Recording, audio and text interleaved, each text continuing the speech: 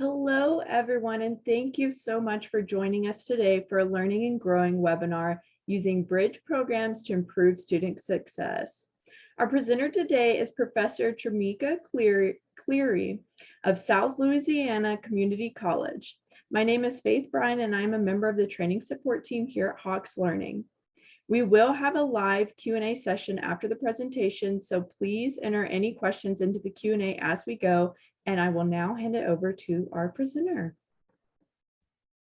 All right, thank you so much, Faith. I really appreciate that introduction, and good day, everyone. Thank you so much for taking the time to come on and join me on this wonderful Friday, the start of your weekend. And to all the mothers out there and the motherly inspired, whether you have children or not, but you inspire a person as if you were their mother, I want to say Happy Mother's Day to you all. So thank you so much once again. And I'm going to go ahead and share my screen so we can start the presentation. So let's see. Can everyone see my screen? Faith, can you see it? Yes, it looks great. All right, I'm trying to get everything up and running. It's like Friday morning. How do you, okay, let's see. All right. Trying to make it big. Okay, there we go. I got it, yeah. All right, so we're going to talk about emotional intelligence, promoting the power of mindful practices, normally in the workplace, but I like to discuss emotional intelligence in a way to where you can use it not only in the workplace, but you can use it in every area of your life. So once again, another little brief introduction about myself. I am a mother of two. I have a 25-year-old and a 10-year-old. It's a long story. My kids are 15 years apart.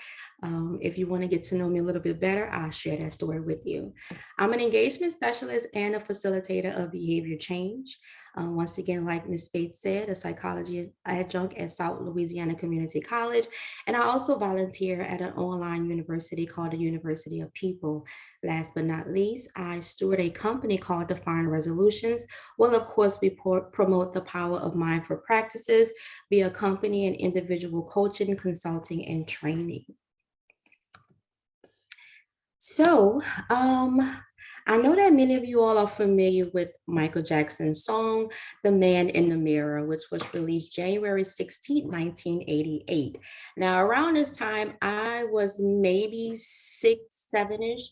And honestly, I really thought a man was in the mirror. So if you can ask my mom, I was afraid of looking in the mirror because I just knew a man was going to come in the mirror and ask me to ask him, did he change his ways? But once again, whenever you're young, your imagination just goes on a whole different level. And of course, you never really understand the words to a song until you are intentional about understanding the words to a song. So I was in my late 20s when I actually took my time to understand the chorus. So if we were in person, I would ask everyone to sing this song all together. But since it's just me and you guys, if you want to sing on your end, you're more than welcome to. So I'm going to go ahead and count to 3 and I'm going to start singing. I apologize in advance if I don't sound well. I think I do, but that's just me. So 1, 2, 3. I'm starting with the man in the mirror. I'm asking him to change his ways. And no message could have been any clearer. If you want to make the world a better place, take a look at yourself and then make a change. And that's what emotional intelligence is all about. If you want to make the world a better place, you have to start within yourself and make that own change. Now, let's be honest, many of us would not be able to change the entire world, but there's worlds around us that we are a part of. So whether that world is your home, whether it's your friend circle, whether it's your community, whether it's your workplace, you are responsible for influencing that world in a healthier way. But you have to start having a healthier viewpoint of yourself before the external parts of yourself can reflect that. So the purpose of this presentation is to understand that emotional intelligence refers to the ability to identify and manage one's own emotions, as well as the emotions of others. Demonstrate how EI, which I'm going to constantly say EI to avoid saying emotional intelligence, teaches and enhances mindfulness or awareness. We would not necessarily discuss what we are accustomed to as emotions. Discuss how being more mindful can assist with effectively and or efficiently interacting with others. And of course, for the purpose, it would be the workplace. But once again, I want you guys to understand that if you have a healthy EI, this is going to help you in any area of your life. I like to say in all places. Gain an understanding of how having healthy EI can aid in strengthening engagement with coworkers, colleagues, and other work-related personnel. And ultimately, when there is a healthy display of EI, an increase in productivity and efficiency is evident, possibly producing a more favorable work environment. So, what we will cover. An overview of what emotional intelligence is not, the myths versus the facts, the 5 components of EI, and understanding the importance of using EI's 5 components in the workplace through mindful practices, increasing what I like to say just awareness. So, myths versus facts. So, the myth is EI is a touchy-feely topic discussing and expressing feelings. Fact. There's nothing wrong with the expression of emotions via feelings. EI assists with the regulations of emotions prior to expressing them. Myth, EI is only effective when fostering personal relationships. The fact is, it can assist in any relationship that an individual is engaged in. Its intended purposes is to cross over, overlap in all areas, such as your personal, professional, and social. EI is for caring and being empathetic towards others. That may be true, but having a healthy EI starts with self awareness. You have to know your triggers, you have to know what you're willing to tolerate. In addition, connections between certain personal emotions, when displayed through feelings, may produce specific behaviors. EI is innate and you are born with it. The fact is, it's learned and sustained through practicing. It's a muscle that you have to constantly keep working on and strengthening each and every day. Last but not least, EI is complicated. That is so not true. It is very simple. Once again, it goes back to you practicing it every single day, being intentional and showing awareness. So the 5 components. Self-awareness.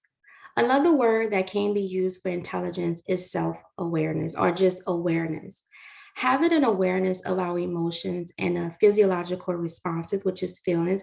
And it amazes me how people, even adults, we don't know the difference between emotions and feelings. We tend to use them interchangeably, but you have to understand that emotions are just the cognitive processes of your feelings. And if they're not expressed in feelings, we won't know your emotions. So once again, having an awareness of your emotions, which is the cognitive process, and the physiological response, which is how you show those emotions, which are feelings associated with them, can create healthy EI. As a result, we can better assist, engage, and interact with others. We function based on how we think. And I have a background in therapy, so we call it cognitive behavior therapy. As a person thinks, will determine their actions. So when you have a thought, it sparks an emotion, and then that thought and emotion can possibly spark an action, which can be a feeling. A thought provokes an emotion may spark an action. You must ask yourself, do I have a realistic view of self? This answer will determine and create your internal and external atmosphere. So whenever I say realistic, that's more of a healthy view. A lot of us like to say, I want to have a positive view of myself, but is it a healthy view of yourself? I use myself as an example. So a positive view of self would be, for me, I I'm a size 12. I'm just having a little bit of self-disclosure. I'm a size 12, but I want to be a size 10. I believe in my head that I'm a size 10 all day long. I can go out and buy a size 10 right? And wear them and look like a sausage. I'm just being honest. Is that healthy? No. But is it positive? Yes. A healthy viewpoint would be, okay, Tramika, you are a size 12. And if you want to be a size 10, why don't you wear your size 12, exercise, eat right, and whenever you lose the weight to where you can comfortably fit in a size 10, then you wear that size 10. So that's a healthy, realistic view of self. And also, in addition to that, whenever you have a healthy view of self, you know your strengths, you know your areas that you need to improve, you know your triggers, you know your fears, you know your limitations. And the amazing thing about healthy self awareness, you are perfectly okay with it all, whether it's the good, the bad, and the ugly. So that is healthy self awareness. And you tend to be the same person despite the environment. I tell people I'm the same person whether I'm working, whether I'm doing assignments, with a stranger, whoever the case may be. To the core of me, I'm the same exact person.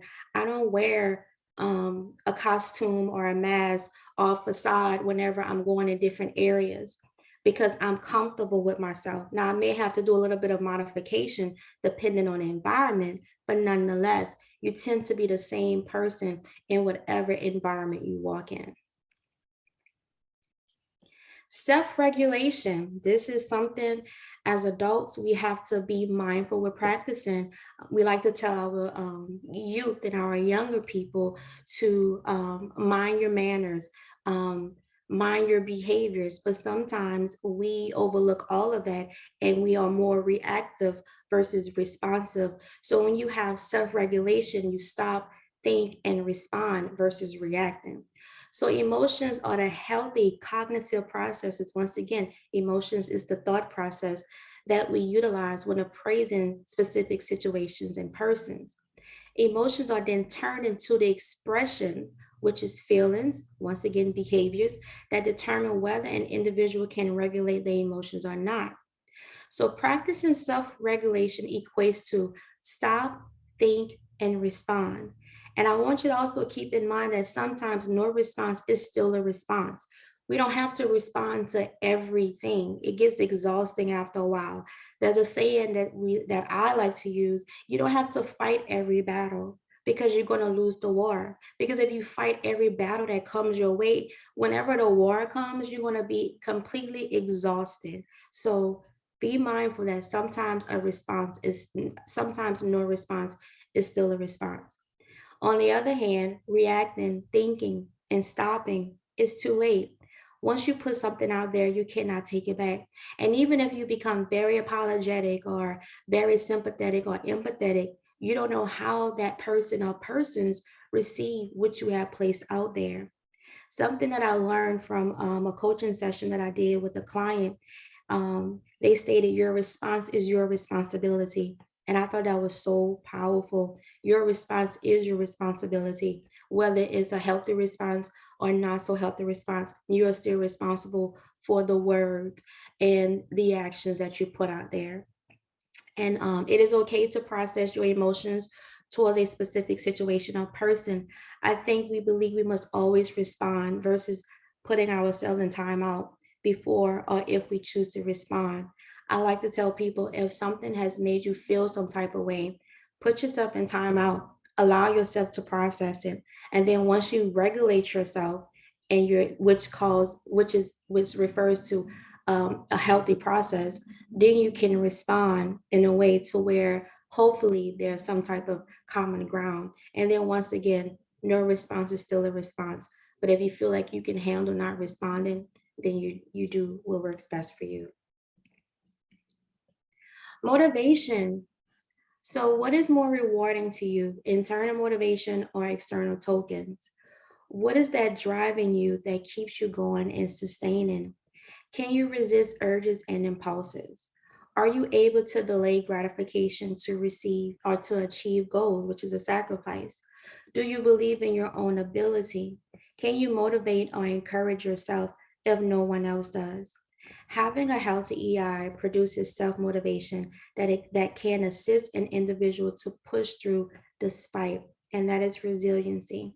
When it comes down to motivation, I know that as we grow, our motivations change when we were younger, our motivations were more of external tokens. We need to receive the praises from other people. We like to receive the rewards for job well done, just that attention.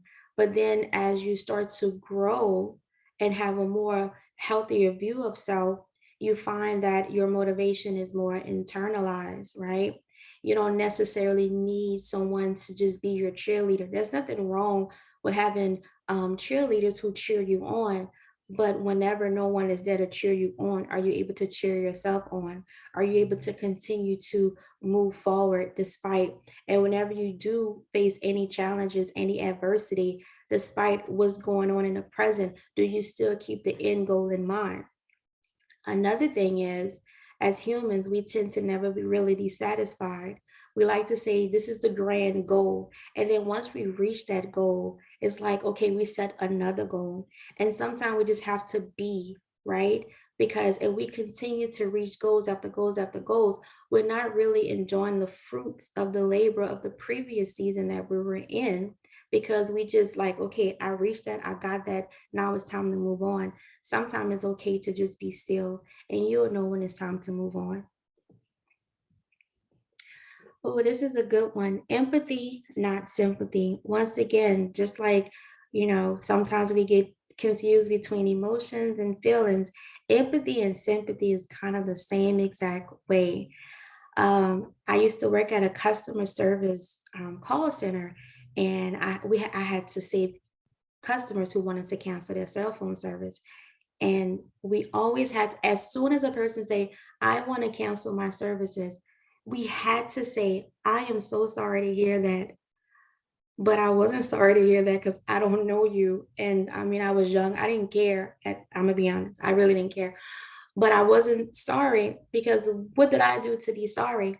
And a lot of individuals don't understand that when you tell someone you're sorry, oh, I'm sorry to hear that, you have placed yourself in their situation and kind of low key made it about you. But empathy is complete opposite. Empathy displays our desires to be mindful of someone else's situation. We like to use that little analogy, I'm placing myself in someone else's shoes and trying to see it from their perspective. And that's an amazing way to look at it.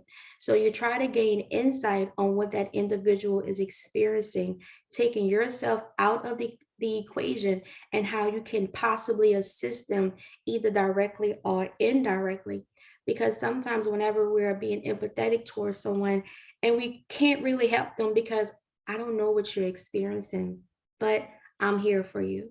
And if I cannot assist you, then I'm going to find someone else who can assist you. So it's kind of like I'm indirectly helping you. And that way you can receive whatever it is that you're seeking. I like to say gain insight because we like to use the word I understand, but we don't understand. If you never lost a child, if you never lost a parent, if you've never been in an abusive relationship, how can you possibly understand what that person is going through?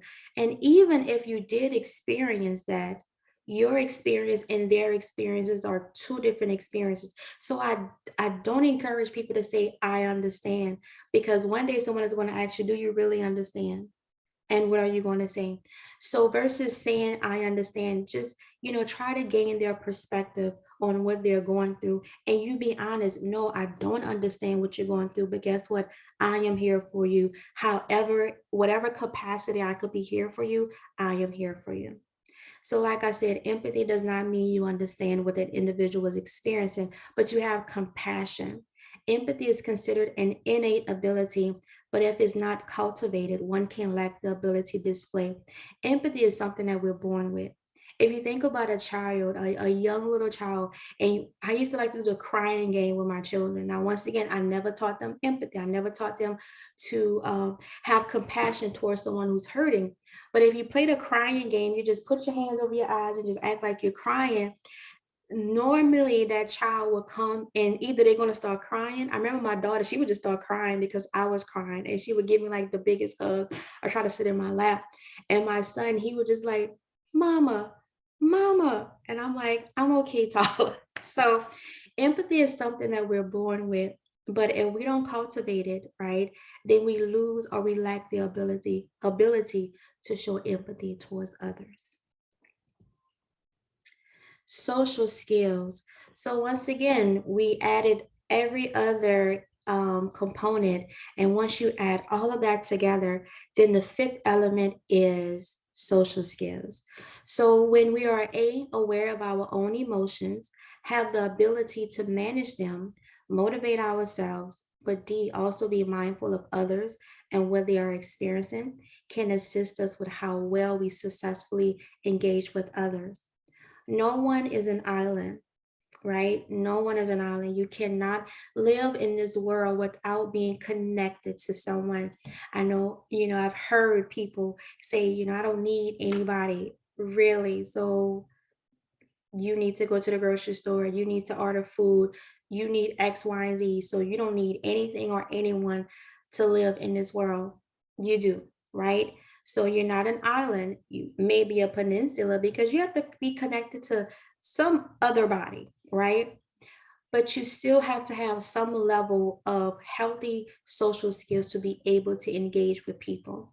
And no one can navigate this world without some form of engagement or interaction, whether it's family, friends, or like I said, the food delivery person. We cannot steward this life alone as we are interconnected. Therefore, we should engage interdependently. So, emotional intelligence and mindful practices. Now you have gained more insight on what EI is. Let us move forward in discussing how EI can assist with mindful practices in the workplace, but pretty much in all places that we are a part of. It's very simple. It's not anything drawn out. When you practice healthy emotional intelligence, you have to learn to just be careful, be alert, be attentive, and be aware. And when you summarize all four, you just have to be present or you're going to miss all the signs. I have a green light up here, which I wanted like a little stop sign. I mean, a sign, right? We all, well, I'm not going to say we all because that's maximizing. If I can see a raise of hands, many of us have, you know, went through a red light. I know I have, right? I've just went straight through a red light. But why? Why did I bypass this huge red sign that told me to stop? I wasn't present. I wasn't being careful. I was not being alert. I was not being attentive. And I was not being aware. And emotional intelligence teaches us all of these things because we have to be in the present moment to understand exactly what's going on around us. Many of us have probably had conversations with people, and people have had conversations with us. And because they were not in the present moment, they miss the signs, or we miss the signs. Like I tell individuals, it is what a person is not saying that speaks louder than what they are saying. It is what a person is showing you that speaks louder than the words that they're saying. So you have to be present, right, in order to make sure that you are aware of what's going on. And if you're able to be fully present with self, and don't get me wrong, we sometimes, we think about, okay, what I have to do 10 minutes from now, an hour from now. But when you find yourself projecting your time, which causes you to lose the moment, you have to be intentional and you have to, step back and say, you know what? Let me just be in the moment because I don't want to miss out on anything that's going on around me. So the final thoughts, having a healthy EI can provide a realistic view of self and others, in addition to how we choose, because it is a choice, to treat ourselves and others and how we allow others to treat us. It is my desire that this topic can assist with increased respect for yourself and others, increase and sustain productivity, effective problem solving, effective conflict resolution, promotion of team building and favorable work environments, assist with personal and professional development. Utilizing your EI is universal and can assist in all areas where you interact and engage with others. And that is the end. Thank y'all so much. I really appreciate your time. Thank you so much. And it looks like we do have a few time for questions. If anyone has questions, feel free to put it in the Q&A chat. I can look to see.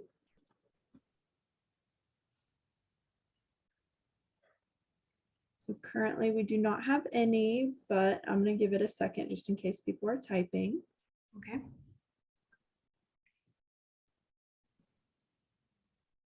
Also, thank you so much, Professor Cleary, and thank you for everyone who got to attend today. Thank you. We have not necessarily a question, but a compliment. Someone said that this is the best presentation they have ever seen. That is so kind. Thank you so much. I really appreciate it. Thank you. All right, they asked if they can see the last slide again. And then also, yes, the chat is disabled, but just direct anything to the Q&A here. Okay. But are we able to share that last slide again? Okay, give me 1 second. I then close that. Just pulling it up right now. Give me a moment. You're fine.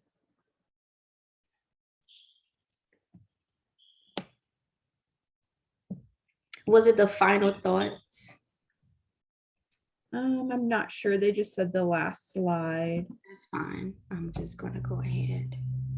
Also, while you're pulling that up, if any of you or your fellow instructors are interested in presenting for our Learning and Growing webinar series, please feel free to submit your proposals to the Learning and Growing website, and I will link that in the chat below.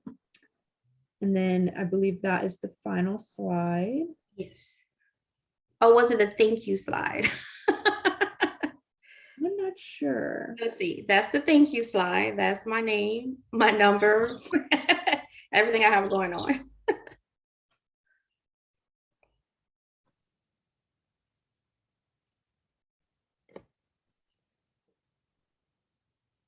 All right. Do have many other questions, so we can get through those as well. One asked, how can we introduce this to the students? It's a great question. It's funny because this is how this kind of derived from my students. I find that when in higher ed, we were so focused on the hard skills and we totally dismiss the soft skills. You know, we teach our students how to get the job, but we're not teaching them how to sustain the job. So this is something that came from me seeing there was a gap in the education of my students with them not knowing how to send an email, because they were just sending it based off of being so impulsive. So I told them you have to be mindful, chill out, right? And then you cascade your request. And when I taught that, they were like, Miss Cleary, I may not understand psychology 100%, but I know how to send an email to my professor because it's a professional establishment. Whether I'm your professor or your manager or supervisor, this is still a professional realm. So if you want a copy of my PowerPoint, you're more than welcome to. I had another professor somewhere else. I did this presentation for a conference and she asked for the presentation and I sent it to her and, so she wanted to share with her students. So yeah. All right. The next question is, do you have any tips for accessing emotional intelligence in situations where you might not be able to take a time out? You have to be, okay, and that can go different ways, but if you know yourself, you have to know yourself. The first component is self-awareness. You have to know yourself. And even if you just walk away from a situation, tell the person, look, you know what? I need to just give me a moment. Just give me a moment. And if you can't, once again, it goes back to not a response is still a response. And if a person understands that, okay, they're not saying anything, hopefully they'll get the picture that you're not responding. So that means I need a moment. Another question says, what would you recommend to situations of cross-generational differences? Perspective. I teach a course, well, not a tour, I do trainings, and I always tell people you have to respect preferences. Okay. You don't have to understand it. That's why I tell people stop trying to understand people all the time. I like to use an example as a toddler. I'm a mother, so a lot of my analogies come from being a mother, right? Whenever you have a toddler who's having a temper tantrum and you're trying to understand what they're going through, and the more you like, okay, what do you want? They cry even more, right? You're aggravating them. Let them be. Respect the tantrum, respect what they have going on, respect the perspective. Even in the word perspective, the word respect is in there. Respect it. Do you understand it? Maybe not, but do you respect it? Yes. Good answer. Someone else said, this was so helpful. I teach interpersonal communication and often talk about emotional intelligence. Is there a certification or a program to learn more about it? Nope, not at all. If you teach interpersonal skill training, you are already versed in emotional intelligence. You just gotta push it out there to your students. Okay. And another one said, thank you. And do you find it more difficult to apply these ideas to professional or personal spheres? Or are they about equal? They're equal. Once again, it's a muscle. I guess let me just say this. My background is in therapy. I didn't put it on there because I transitioned out of doing therapy. It's going to be 2 years now. So what I'm facilitating is actually core therapeutic skills. And if you keep practicing them, they become so much easier. But once again, it goes back to self-awareness. That's why I say you have to be okay with yourself, not just the good things, because we like to maximize on the healthy things, or we like to say the positive things, but we just totally dismiss the negative or the not so healthy. That's a part of who you are, right? It's a part of who you are. So when you're able to identify with all of self and be okay with all of self, practicing emotional intelligence will just be like second nature because you are okay with self. Therefore, you are okay with other people being whoever they're going to be in that moment. And as I practice it, I find it cross over wherever I go. Even if I'm, engaging with someone that I don't know, I still practice healthy emotional intelligence because I'm intentional. It's all about being intentional and mindful. All right. And the last here is just another compliment saying they really like the statement, your response is your responsibility, and then said thank you. Thank you. I appreciate it. Well, thank you, everyone. And thank you so much again. That was a wonderful presentation. If there are no more questions, then we can wrap it up, but we will be emailing everyone a link to view the recording of the webinar once it is available. And I hope everyone has a wonderful rest of their day. Thank you. Yeah.